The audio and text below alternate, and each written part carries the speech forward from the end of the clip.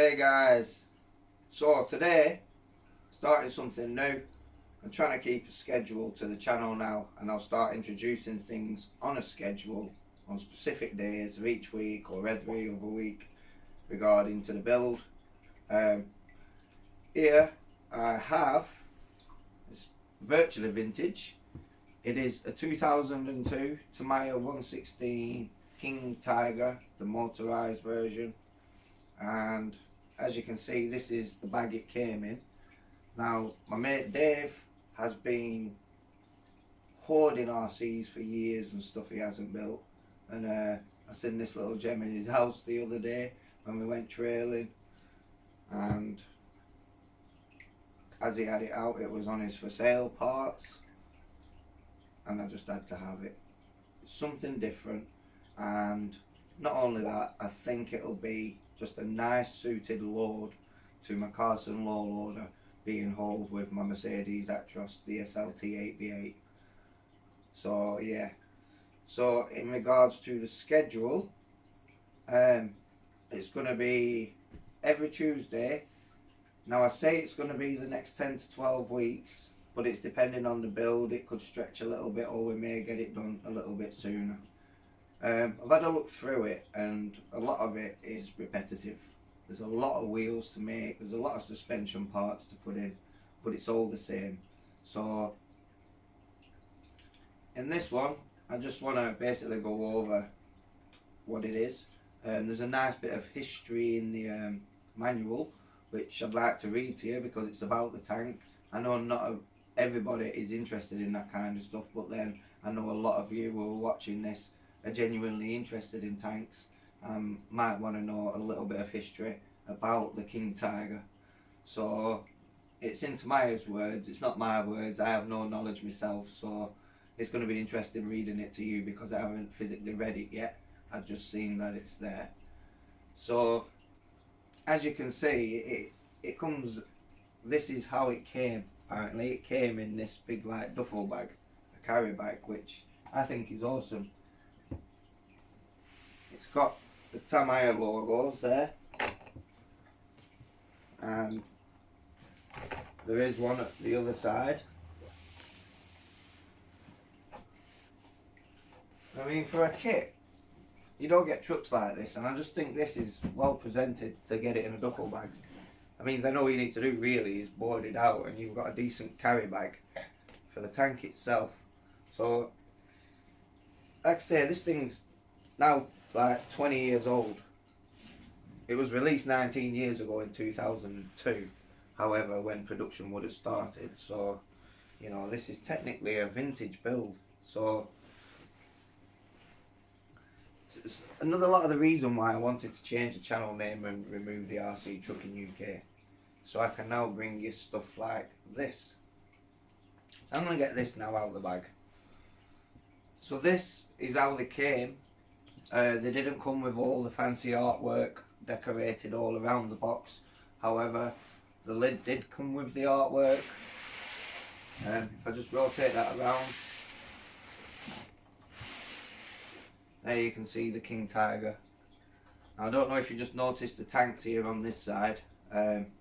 These are actually for two various liveries, because the Germans, they use the King Tiger, and also the Polish use the King Tiger.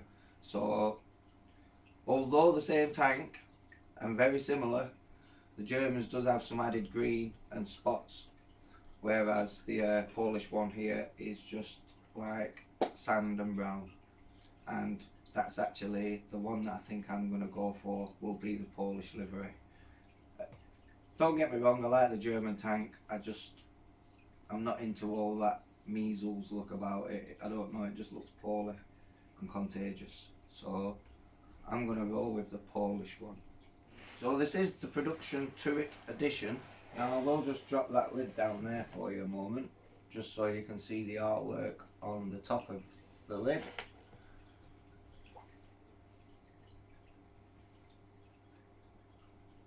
Should be a fun build. Looking forward to this.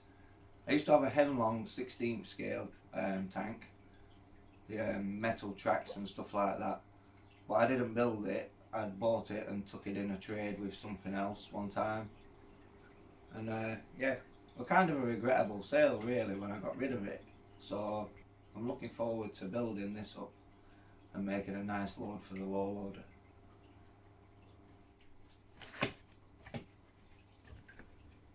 So we shall open the box. Let's take a gander inside. So the first thing in the box, which doesn't actually come as standard in the kit, they've bought these as optionals in the past. I don't even know if you can still get these. Looking at the packaging, they are old. And at the time, these was €65.50. Now, I'm presuming, by the way the motors are seated, for one to sit up for one to sit on top of the other, I presume they're going to be to operate the tracks should you wish to convert this to RC. Now this isn't the RC version, that's in one of the more updated editions, but yeah, I'm presuming these are like the motors and gearbox for each individual track. Look at those. Like I say, they don't come in this box. David bought those as extras, so maybe he was planning on converting it later down the line. And I believe everything else in the box now is legit as what comes in the kit as standard. So I don't really know parts names like I know the trucks and stuff like that. Like there's this in here. I know it's a turret gun swivelly thing, but I couldn't tell you the name of that. So for you tank experts, you'll be able to have a right good chuckle at me on this series, but then you may also be able to help me out through the comments if you notice I'm doing something wrong. Or so I'm learning, and to you who are new, who are learning, we're all learning together, but hopefully we do have some experienced viewers on hand. So I'm probably going to be better putting this box on a little table here, and then I can pull the parts out and lay them onto the table and try and get a little bit organised with this. I'm going to start with the build manual.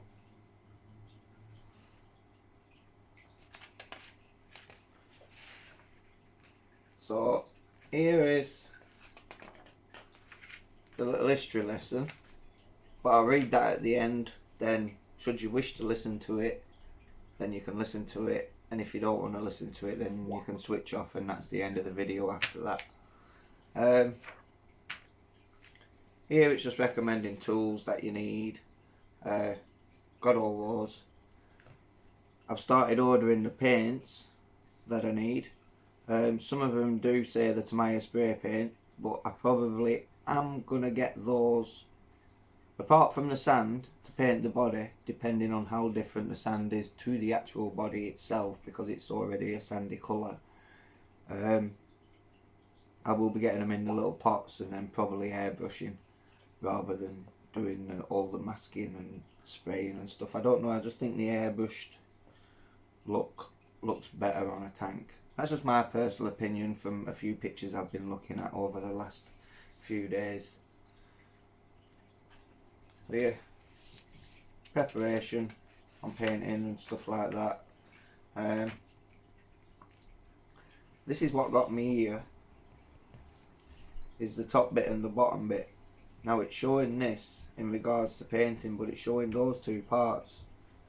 Doesn't mention anything in here to like do these first, so I'm wondering whether it might be better to do those first, considering there's about 18 sets of suspension parts and wheels and everything to be bolted up to that hull, and I'm not sure about that swivelly bit. So as far as breaking the build down goes, I know part 1 looks a lot, but as I said, a lot of it is repetitive. So through like step 1, I'll just do a couple of them left and right or what have you, and then finish up the rest, go on to step 2, and I'll try and get a few parts per episode done, and I won't make them over long, but maybe a good 20 minutes to half hour if possible, and try and get a bit in depth with this. Again, it's repetitiveness, which when I'm producing the video I'm only showing maybe 1-2 things going in out of the rest, so that cuts video time down a lot for me then to fill it with other little bits. All parts and area numbers I will put into the video descriptions. For example, like the first official video of the build, which comes next Tuesday, I'll be like 1, 2, and I'll mark it all in the title. It'll be Tank Tuesday.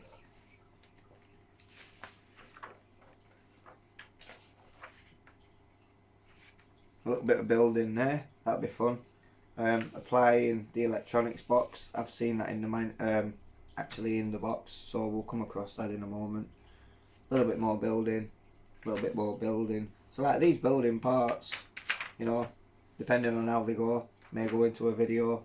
And then wheels, a lot more repetitiveness, and even more repetitiveness. So again, all that into a video, and then it's coming to like detailing and adding the tracks and things like that. Now this is a plastic tracked version, and I have no idea if you can get metal tracks for this specific one, or whether they're a universal thing and like a watch strap you make it fit to suit yourself. I don't know, leave your feedback in the comments, because any feedback on this would be more than grateful, and I do read through all your comments and I do try and reply to everybody. Yeah, a bit of scale detail in there. See, a lot of this is all to be painted and stuff, and it's a nice field that I enjoy in regards to building. Now, this is the Porsche turret edition, by the way. It was the turret there, just made me realise. And little army man there. And here we have the various, the German and the Polish and the Ardennes tanks. And usual, what you should have included in the kit, all the parts trees, etc. And a list of additional stuff, nuts, bolts and everything else. So that's the manual pretty much cleared up. I might actually use this for reference a minute while I go through these parts and I don't sound too dumb. Commander's hatch. Right, so that's what that swivelly thing is here. A commander's hatch. Awesome. So that'll... But yeah, commander's hatch. Interesting. I noticed this was called the upper hull. Now once we start getting this painted and doing some weathering, I used to do all this when I build model railways and stuff, so it's quite a nice little thing.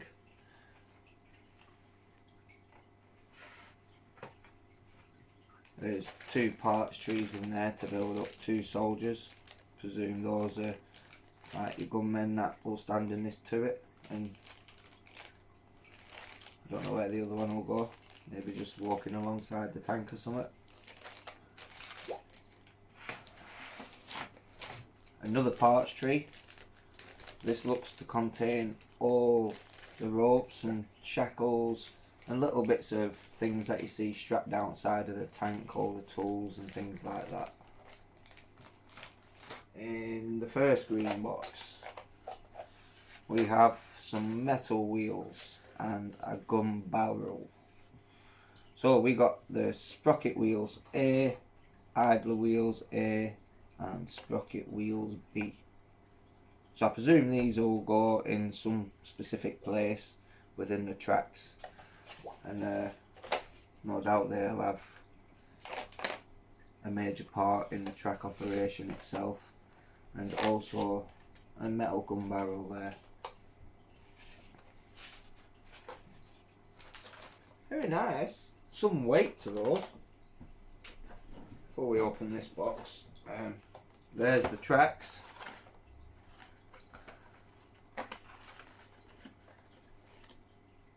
bit of artwork on there, and these come pre-assembled, and these are the plastic ones. As I was saying a minute ago, it would be nice to possibly upgrade these to metal, so when I do eventually convert this to RC, it opens up the areas in where I can go and play and not worry about those breaking. But as it will stand when built, I am happy for it just to be a load on my low loader for the time being. So those are pre-assembled tracks. Now the first box, again another box loaded with not major artwork, but you know, it's letting you know what's in there. This is the thing I like about Tamiya. It's been a while since I've done a Tamiya build. I still have a couple of old projects to finish on the truck front. So what do we have in here? I don't know what that is. Liquid thread lock. Probably use fresh stuff for that. May have gone off after 20 years. Little toolkit and grease. Same again with the grease. We'll refresh all that. And some form of pins. No doubt that's something to do with the suspension. More wheel parts. Metal thing. Some nuts and screws. Now as with Tamiya, they bag everything up and they number everything, or alphabetically put things on the labels, so you can't get lost in the manual. It'll tell you what bag you're working from. For example, take bag A, bag B, and then bag B will be in there somewhere. I noticed that's one of the first stages for the suspension. Bag D, some finer nuts and screws.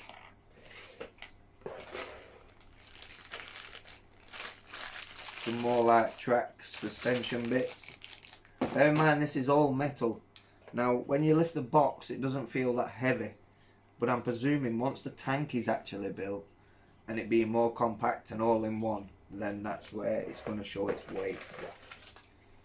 Well, bag B, more nuts and bolts, and I'll just scoop that out. You got bag C there with more stuff. And lots of like brass little bushings and things. They look to be like some clamps or something. I've noticed I've noticed they bolt up to the back of the hull. So let's clear these back in here. Right, so moving on to the last box, and it is a big box.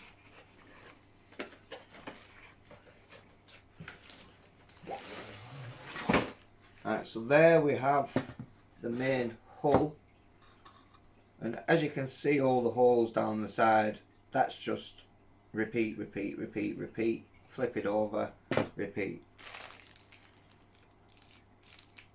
Some parts tree there, possibly something to do with the gun barrel, I don't know. It's new to me and I will find out very soon.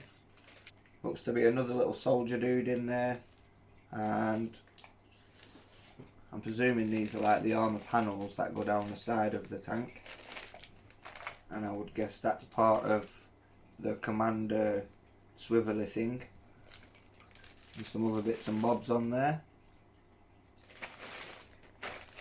Wheels, wheels, wheels.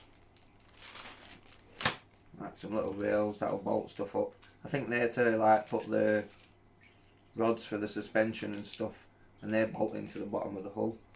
More wheels. That's the little motory thing that I said is actually included in this, that comes with it. I'm not sure what that is for. I think that may be for the turret, but I could be wrong. Again, I'll find out when I get to that point. And yep, you guessed it, more wheels. Again, all aluminium. All this weight mounts up, but it's going to look good on my low loader. A nice heavy load pulled by an 8x8. So yeah, and it's just nice to be building something different for a change. And if you guys like Lego Technic, I plan on doing the odd Lego Technic build, maybe once every few months or something. Not a regular thing, just like I say, a few times a year. Right, so that's it for what's in the boxes. Now I'm going to clear this up and then I'm going to go over the little history lesson with you. It's like bedtime stories on CBBC, innit? So yeah, clear this up, give you a little history lesson. After this, it is the end of the video. So if you're not interested in listening to me waffle on giving you history lessons, then feel free to kill the video now. But if that's something that may interest you, then keep tuned in.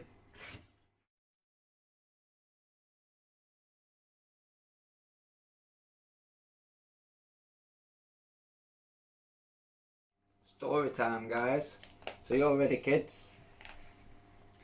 Development and production of the King Tiger. During 1943, the fourth year of World War II, the tank development race between Russia and Germany was reaching its peak.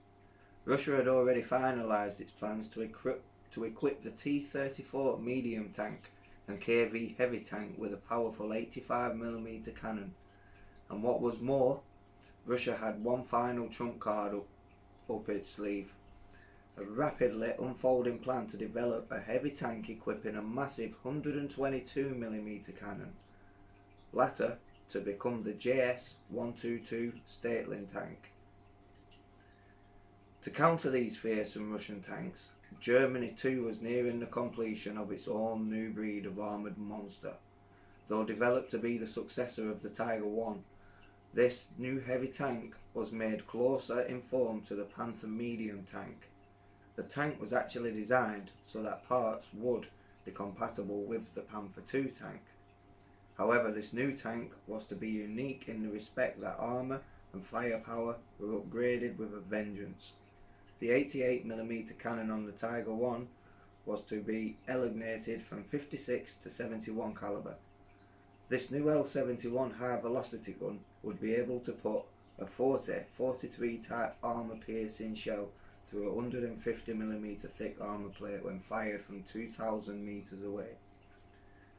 The chassis of the tank would be covered in 150mm thick armour on the front and 80mm thick armour on the sides. The Henschel and Porsche companies came up with the rival turret prototypes. After a trial production of 50 tanks equipped with the Porsche turret, the Henschel turret, co-designed by the Krupp company, with its extremely thick armour that measured 180mm on the front and 80mm on the side panels, was adopted for mass production under the Wegman company. The Henschel turret itself was revised midway through production.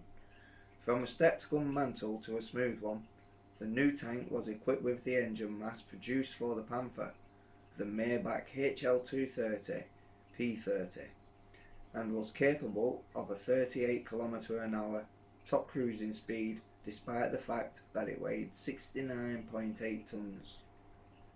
In June 1943, this new tank was officially named the Tiger B, but later came to be known as the King Tiger. A total of 489 German King Tiger heavy tanks, including those made with the Porsche turret, were produced by the end of World War II. The King turret on the Eastern Front.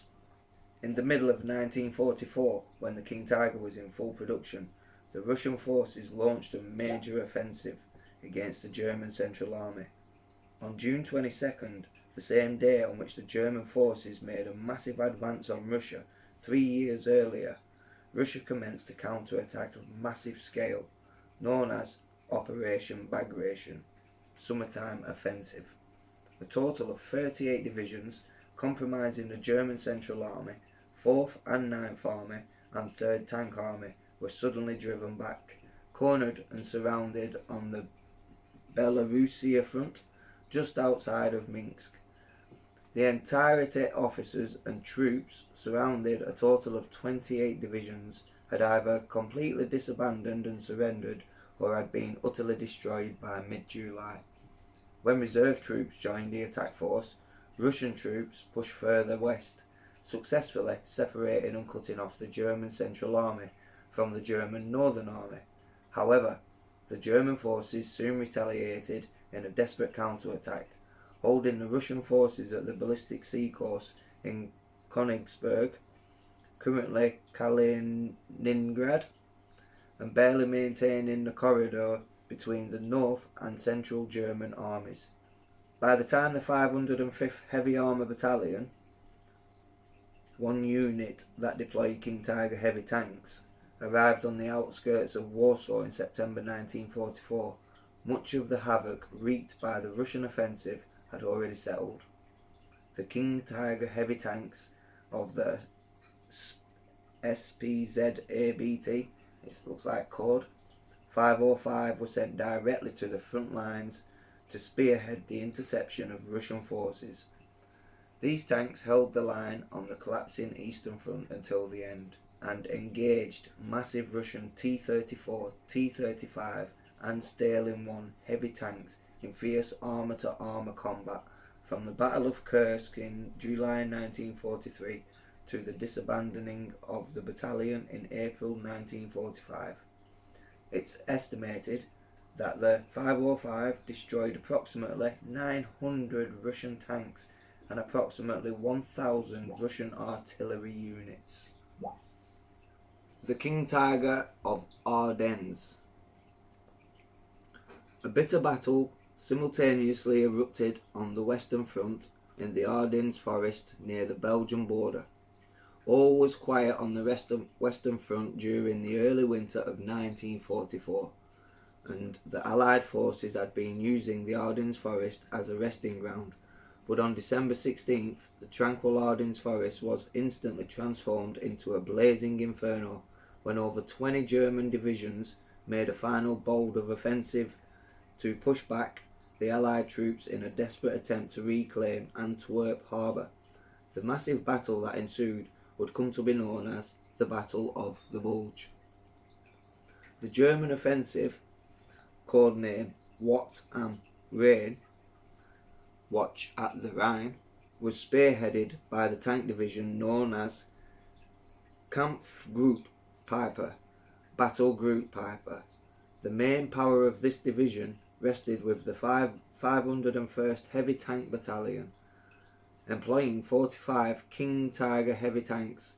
The 45 King Tigers of the 501st Heavy Tank Battalion advanced through winding mountain roads, taking out Sherman tanks and artillery installations, as well as pushing through the Allied front line and seizing fuel as they temporarily drove back the Allied forces.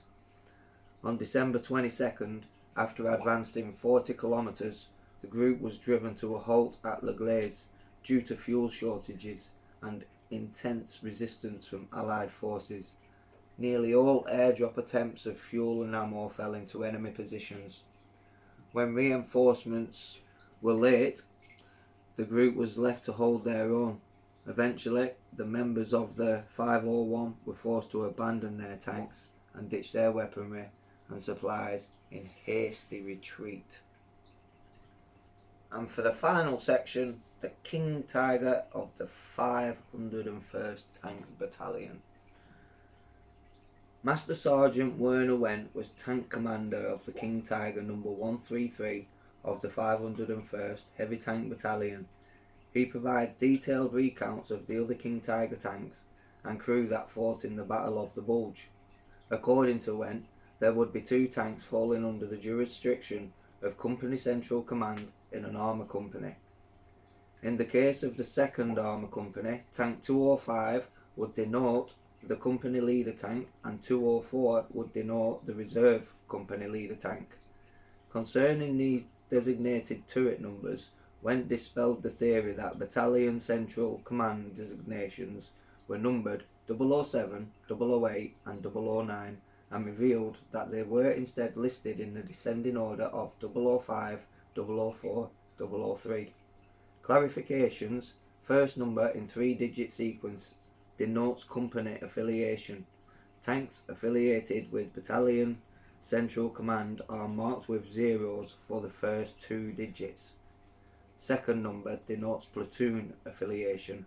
Tanks affiliated with company central command are marked with 0 for the second digit.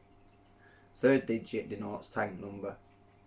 The fates of the 13 King Tiger tanks and the 501st Battalion lost in the Ardennes battle, as well as their commanders and turret numbers.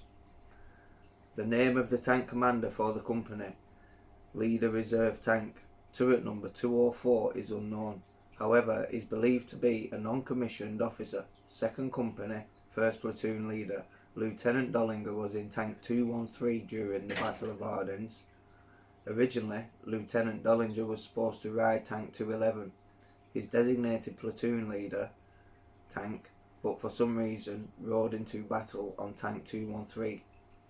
Though the reason for this is unclear, tank 211 was probably not prepped in time for operation.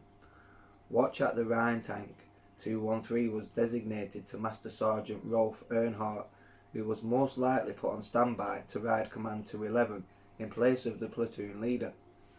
December 22nd, 1944, the day tank 213 under the command of 1st Lieutenant Dollinger would meet its fate. On this day, tank 213 was in Weremont Farm fighting alongside 2nd platoon leader 2nd Lieutenant Hantusch's tank 221. December 22nd, 1944 was the day tank 213 under the command of 1st Lieutenant Dollinger would meet its fate. On this day, tank 213 was in Weremont Farm fighting alongside 2nd platoon leader 2nd Lieutenant Hantusch's tank 221 to defend the town against a counter-attack from US forces advancing from the south. After tanks 213 and 221 took hits to their tracks and guns, both King Tigers were abandoned. Tank 213 escaped being scrapped and was eventually repaired as a war memorial. This King Tiger sits atop a hill at La Glaise, where to this very day its formidable cannon continues to stare out onto a fierce battlefield of days long past. Now this is 20 years ago, this write-up, and it is quite interesting. I hope you found it interesting who stayed to listen. So I wonder if that memorial and the cannon and everything's still there 20 years on from this. Maybe something interesting to Google. Now there is one more little bit, and it's basically just in regards to painting, but not me painting it, but how these came out from the factory. Painting the King Tiger. From February 1943, German armoured vehicles were finished in an overall dark yellow when delivered from the factory. A field-applied camouflage of red, brown and dark green was also common. However, beginning in August 1944, this was done at the factory, and by November 1944, it was altered to a base dark green with red, brown and dark yellow camouflage patterns. Many of the King Tiger heavy tanks that took part in the Battle of the Ardennes front were covered with additional small spots over the usual colouring for ambush camouflage. So they don't have measles. It's a special edition for ambush. Still don't like it though. I'm still going to go with the other one. But yeah, I hope you're looking forward to this. Like I say, I'm going to have the first video out, and that'll be next Tuesday. So stay tuned for that, and every Tuesday after that for the next coming however long. So don't forget to like the video, dislike it if you don't like the video. Please do feel free to subscribe, support the channel, hit the notification bell, drop me a comment, and I do try my best to reply to everyone. Yeah, thanks for watching. Ciao for now, guys.